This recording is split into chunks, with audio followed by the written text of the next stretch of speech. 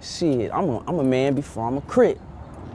My big homies respect me, my little homies love me, so I can say what the fuck I wanna say. And we fucking with real niggas, so I go and fuck with real people from the Brims. So I shout it out to the Brims. Not just the Brims, Power Rules, and other domos too, you know what I'm saying? But I really fuck with the Brims, cause I was over there, and they showed me a whole lot of love and respect.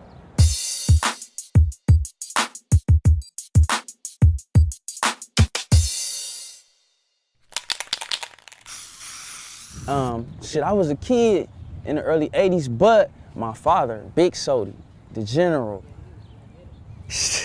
he made sure I knew every little thing about the streets. I don't care what it was. That's why I'm here today, because of my daddy, Big Sodi. He told me about the wars with the Brims, the wars with the Inglewood families. He told me everything, so yeah, I'm up on my history. So by me doing a lot of jail time and running into these guys and earning their respect and they earning my respect and love, I'm like, shit, why I can't be like this on the street?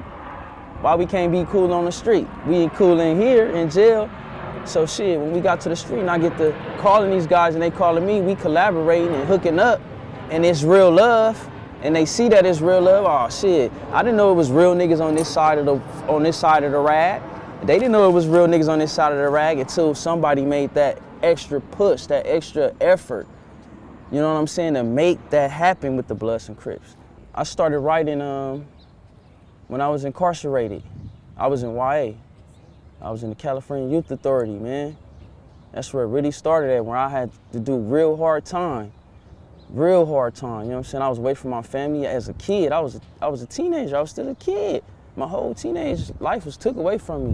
You know what I'm saying? Banging and shit, you know what I'm saying? But I was in jail, man. So when you sitting in jail and you running into different peoples from different states and cities and they doing their thing, their program, and you seeing guys rap, shit, I didn't start rapping first. I grew up in church singing. Let me take you back. I grew up singing. So I began to write R&B songs first. Just checking my vocabulary, seeing if I could put them words together, you know what I mean? I started writing R&B songs because I could sing. So I said, okay, if I can write an R&B song, let me try to write a rap. So I wrote a rap, and it sounded good. I started performing in prison when I got out of YA. I actually went to prison. I started performing in prison.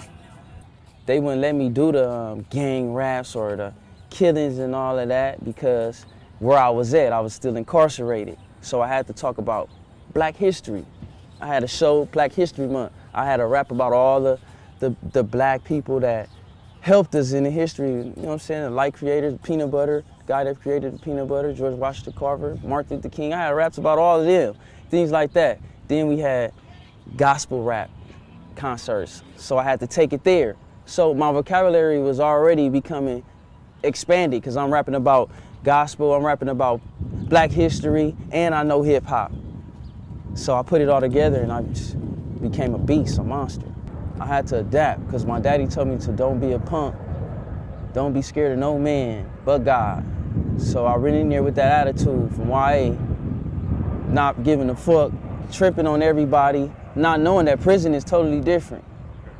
See, when you go in prison, it's laid back. It's structure, it's programs in here, it's rules you gotta apply to in prison, or you can get yourself hurt. See, in YA, you could run wild, you could be an animal and do whatever you wanna do. In prison, I had to structure up in there, really structure up. I was tripping on my enemies in prison that's you don't do, unless it's something that important had happened, you know what I'm saying? But I went in there with that mentality from YA. I'm tripping on enemies and everything. My big homies had to sit me down and tell me to calm down. This not YA, you in prison now, you a man. You gotta get to know these Black guys that surround you, you know what I'm saying? These are good dudes, you know what I'm saying? You fucking up our program coming in here with the wild shit. We ain't got no knives out, we got our knives put up, cause we ain't been on that. So I had to go in there and really structure up and find myself. So I really began to start writing again, goes back to the writing in prison. I started writing real raps and started doing shows because I was feeling my raps. So I wanted everybody to hear it, see what they thought about it. Once I got a yard full of people, I'm talking about Hispanics and whites coming out, I knew my music was gonna go somewhere. So I got out on the streets and I stayed down, I stayed dedicated, held my talent, kept it, and I'm using it now and it got me far. I chose something different, something better, something that I like, which is music. So, you know what I'm saying? I'm still a part of this neighborhood, so that makes me a member. I don't gotta bang to be a part of this member, go and kill and rob people, no. All you independent artists out there, don't worry about getting a major deal, man. Worry about just constantly pushing to where you just generate money accidentally.